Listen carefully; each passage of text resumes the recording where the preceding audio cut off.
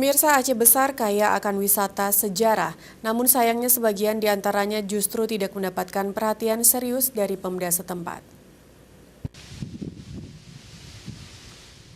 Kabupaten Aceh Besar banyak terdapat makam-makam ulama Aceh pada abad ke-17 dan 18 kurang diperhatikan. Padahal keberadaannya sangat penting untuk diingat kembali bagaimana keberadaan dan perkembangan Islam di Aceh.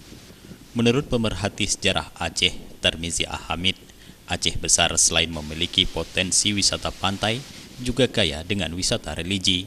Seharusnya pemerintah daerah setempat lebih memperhatikan peninggalan-peninggalan sejarah, karena selain untuk mengenang masa lalu, juga sebagai objek wisata bagi umat Islam dari dalam dan luar negeri.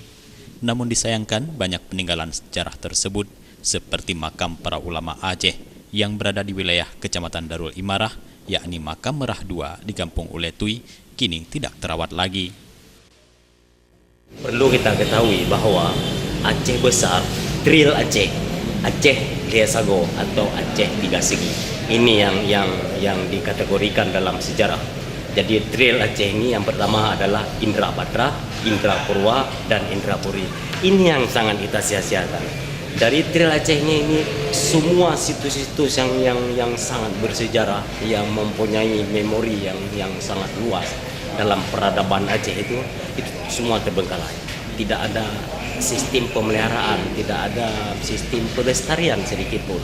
Ini yang sangat merisaukan kita semua dan merisaukan, kita takutkan para ahli generasi baik Banda Aceh maupun Aceh Besar kehilangan jejak dari Tril Aceh sendiri atau Banda Aceh sekarang.